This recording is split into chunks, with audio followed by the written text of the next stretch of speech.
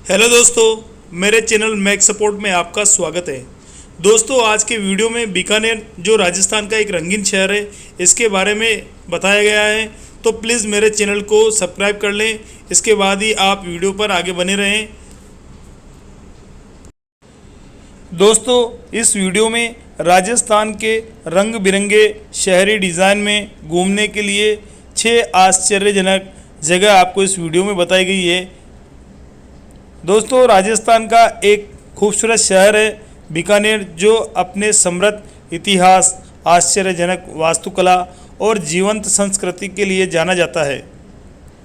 यहाँ 8 जगह ऐसी है जिनमें आपको निर्दिष्ट स्थान पर समय नहीं देखना चाहिए, तो आप इन जगहों को इस वीडियो के माध्यम से जानेंगे।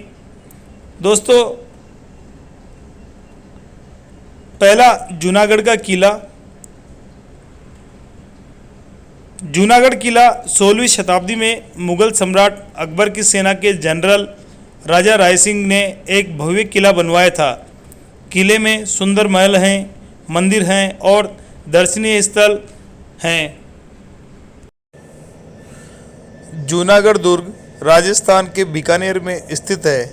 यह एक धानवन दुर्ग है जिसके चारों ओर खाई है। इसे महाराजा राय सिंह ने बनवाया था।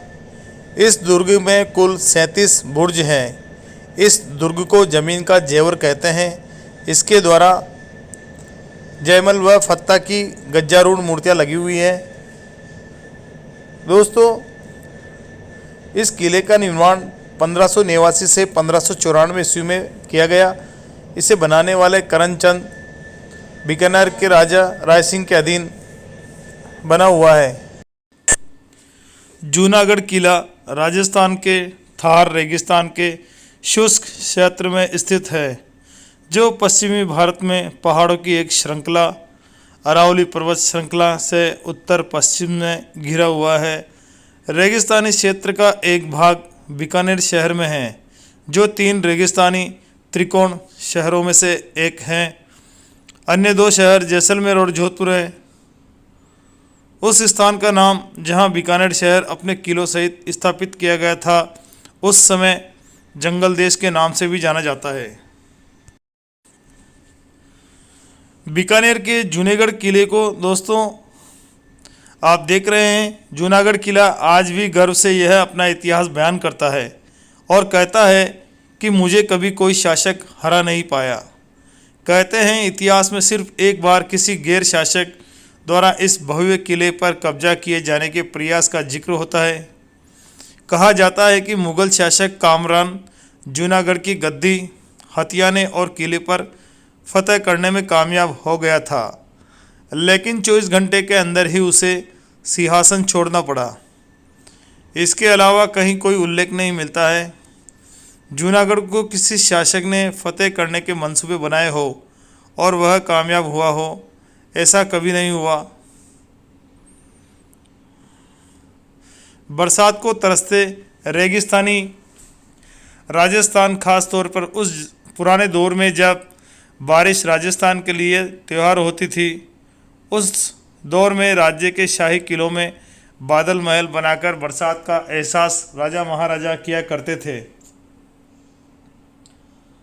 अनेक किलों में बने बादल महल इसका उदाहरण है, लेकिन बीकानेर का जूनागढ़ किला खास तौर पर बने बादल महल के लिए काफ़ी चर्चित है। जूनागढ़ दुर्ग परिसर में खासी ऊंचाई पर बने इस भव्य महल को किले में सबसे ऊंचाई पर स्थित होने के कारण बादल महल कहा जाता है। महल में पहुंचकर वाकई लगता है जैसे आप आसमान में किसी बादल पर आ गए हो। नीले रंग के बादलों से सजी दीवारें बरखा की फुहारों का एहसास दिलाती है। यहाँ बसने वाली ताज़ा हवा पर्यटकों की सारी थकान छू कर देती है। इस शानदार महल की स्थापत्य कला अद्भुत है दोस्तों। महल की दीवारों पर प्राकृतिक रंगों से शानदार पेंटिंग की गई हैं। कई सदियां गुजर जाने के बाद भी इस तरह की ताजगी और खूबसूरती दिल से महसूस की जा सकती है। महल की पेंटिंग बारिश के मौसम में राधा और कृष्ण के प्रेम की अधीरता और पूर्णता को एक साथ बयान करती है। इस महल में राजा अपनी रानी के साथ खास समय बिताते थे। यहाँ के 5वीं शताब्दी से अधिक प्राचीन बीकानेर के जूनागढ़ किले को सर्वश्रेष्ठ दुर्ग मानते हुए अमेरिका की प्रतिष्ठित ट्रैवल एजेंसी ट्रिप एडवाइज़र ने हाल ही में इसे सर्टिफिकेट दिया है। दोस्तों, महाराजा रायसिंह ट्रस्ट की ओर से संचालित जूनागढ़ किले को ट्रिप एडवाइज़र ने अनेक मानदंडों के आधार पर सम्मान प्रदान किया है। इसमें पर्यटकों को मिलने वाली मेहमानबाजी, आधारभूत सुविधाएं, प्राचीनता, स्थापत्य कला आदि को ध्यान में रखते हुए देश के विभिन्न किलों के सर्वे के बाद इसे पुरस्कार से नवाजा गया है। दोस्तों, किले को मिली इस उपलब्धि में पूर्व राजमाता सुशीला कुमारी, राजकुमारी सिद्धि सिंह, राजा श्री सिंह एवं जनप्रतिनिधियों का विशेष सहयोग रहा है। जूनागढ़ के विकास में महाराजा रायसिंह ट्रस्ट के साथ स्थानीय जिला प्रशासन आदि ने काफ़ी सहयोग किया है। दोस्तों, बीकानेर के 6वें शासक राजा रायसिंह ने नया दुर्ग, जिसे चिंतामणि दुर्ग वर्तमान में इसे जूनागढ़ भी कहते हैं, को ईस्वी सन 1589 से 1593 के बीच बनवाया है। पूर्व में बीकानेर रियासत के राजाओं का बीकानेर में ही प्रवास रहता था। बीकानेर रियासत के अब तक हुए 24 राजाओं में से ज़्यादातर सभी राजाओं ने इसके विकास में महत्वपूर्ण योगदान दिया है। जूनागढ़ किला बीकानेर का एक बड़ा आकर्षण का केंद्र है। इतिहास इस पूरे किले में बहुत गहरी जड़ों तक जुड़ा है, इसलिए सैलानी इसकी ओर बहुत आकर्षित होते हैं। यह किला पूरी तरह से थार रेगिस्तान के लाल बलुआ पत्थर से बना हुआ है।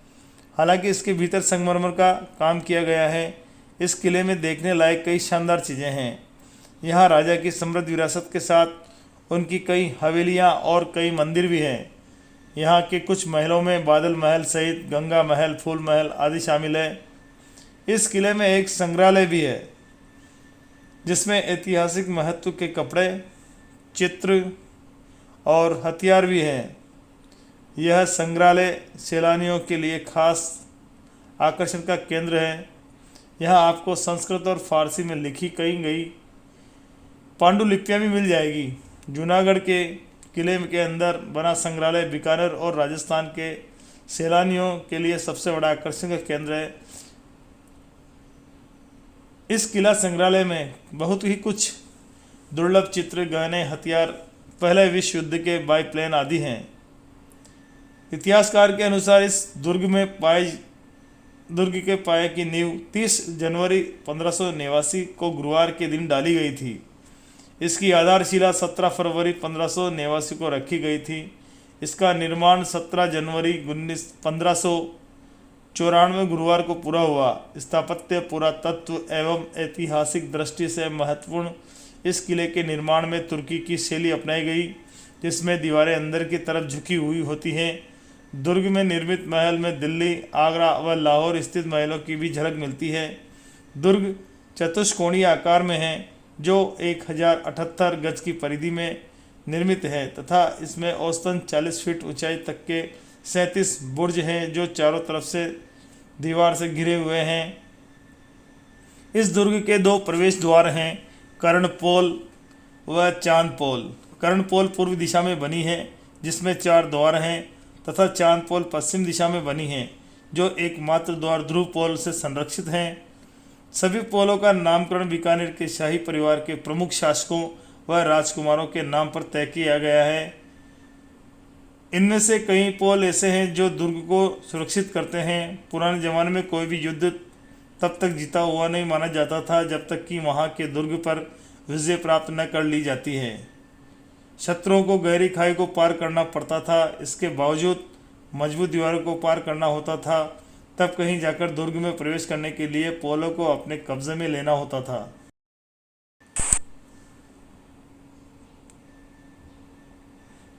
पोलों के दरवाजे बहुत ही भारी व मजबूत लकड़ी के बने हुए हैं।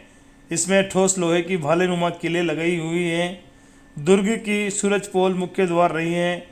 इसका निर्माण महाराजा गज सिंह के शासनकाल में किया गया था। पोल के निर्माण के लिए पत्थर जैसलमेर से लाया गया। सूरज पोल आकर्षक मेहराबदार बड़े कमरे के आकार में बनी है, जो दोनों तरफ खुलती हैं। इस पोल के पास भगवान गणेश का मंदिर होने के कारण इसको गणेश पोल के नाम से भी जाना जाता है। पोल से निकलते ही देवी द्वार है, जिसे देवी नवदुर्गा मंदिर भी कहा जाता है।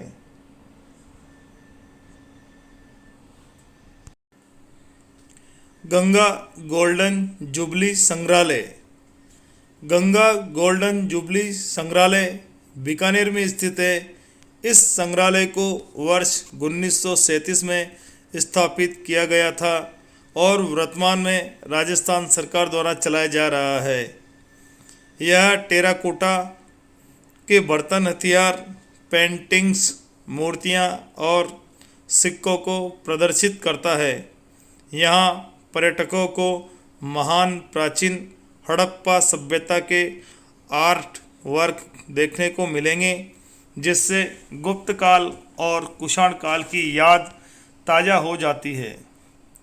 इस संग्रहालय को विभिन्न हिस्सों में विभाजित किया गया, जिन्हें महाराजा गंगा सिंह मेमोरियल, स्थानीय कला और शिल्प इतिहास, मूर्तिकला, टेराकोटा और कांस्य, शस्त्रागार, लघुचित्र, लोक कला आदि नाम दिए गए हैं।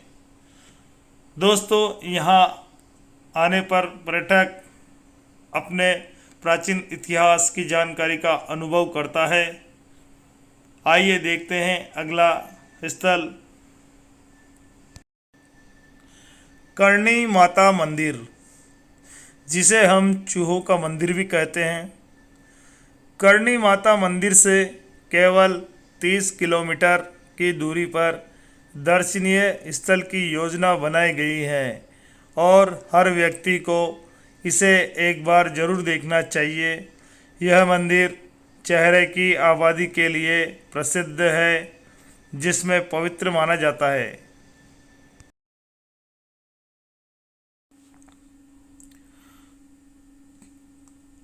करणी माता का मंदिर यह एक प्रसिद्ध हिंदू मंदिर है जो राजस्थान के बीकानेर जिले में स्थित है।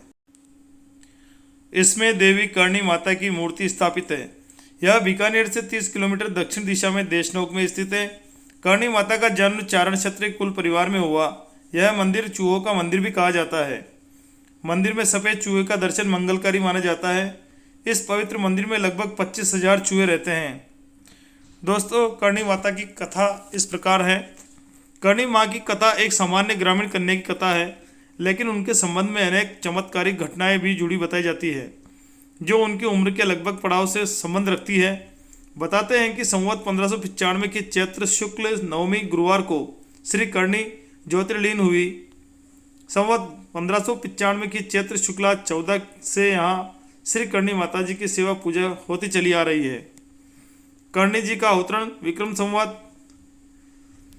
करणी जी ने जनहितार्थ अवतार लेकर तत्कालीन जांगल प्रदेश को अपनी कार्यस्थली बनाया। करणी जी ने ही राव बीका को जांगल प्रदेश में राज्य स्थापित करने का आशीर्वाद दिया था। करणी माता ने मानव मात्र एवं पशु पक्षियों के संवर्धन के लिए देशनोक में 10,000 बीघा पशु की चराई का स्थान, जिसे हम ओरण कहते हैं, की स्थापना की थी। करणी माता ने पुंगल के राव शेखा को मुल्तान के कारागृह से मुक्त करवाकर उसकी पुत्री रंग कंवर का विवाह राव बीका से संपन्न करवाया था। करणी जी की गायों का चरवाहा दशरथ मेघवाल था।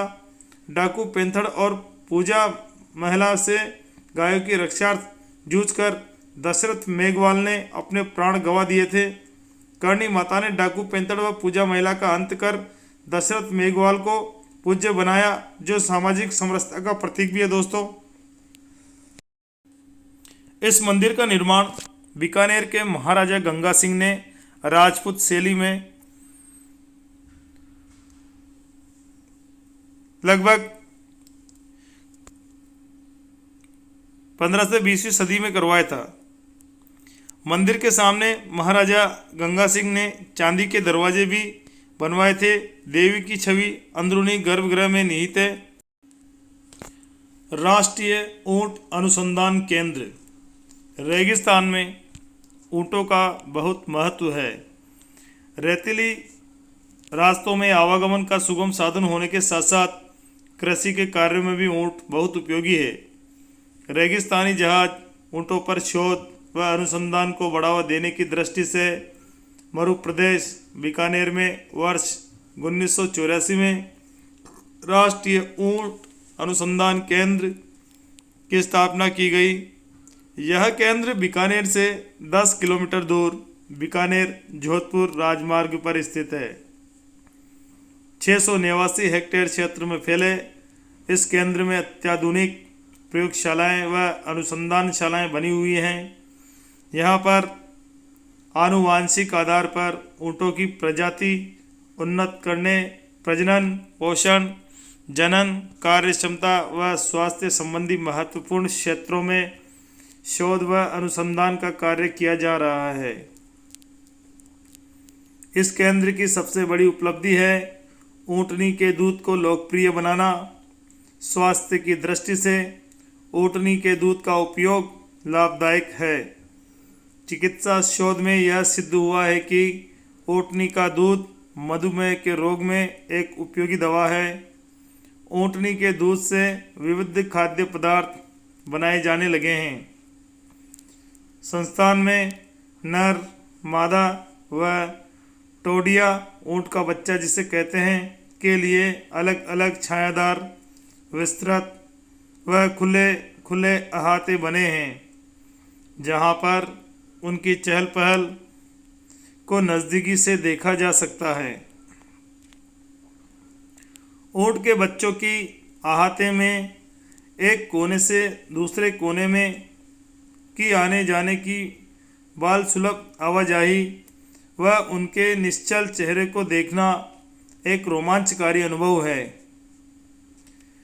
दोस्तों, यह केंद्र एक प्रसिद्ध पर्यटक केंद्र भी है। यहाँ पर ऊँट की सवारी व रेतीले धोरों पर ऊँट सफारी का आनंद भी लिया जा सकता है। संस्थान के विक्रय केंद्र से ऊँट के चमड़े से निर्मित बैग, पर्स, जूते, ऊँट की आकृति, टॉप व अन्य उपयोगी सामान भी यात्रा की याददाश्त के तौर पर खरीदे जा सकते हैं। ओस्ट्र दुग्ध पार्लर में ऊँटनी के दूध से बनी चाय, कॉफ़ी, कुल्फ़ी, लस्सी व खीर का जायका भी लिया जा सकता है। ऊँट के घुंघरू। बच्चा तो सदैव मासूम होता है, चाहे इंसान का हो या जानवर का। दोस्तों, आपने वीडियो पूरा देखा। आपने बीकानेर के महत्वपूर्ण खास स्थलों की जानकारी देखी। अगर आपको पसंद आई हो तो प्लीज़ मेरे चैनल को सब्सक्राइब ज़रूर कर लें, आपसे निवेदन है, तथा वीडियो आगे शेयर ज़रूर करें, वीडियो लाइक करें और कमेंट बॉक्स में हमें बताएं कि आपको यह वीडियो जानकारी कैसी लगी, जिससे आगे भी हम आपको ऐसी ही जानकारियां व वीडियो भेजते रहेंगे। नमस्कार दोस्तों।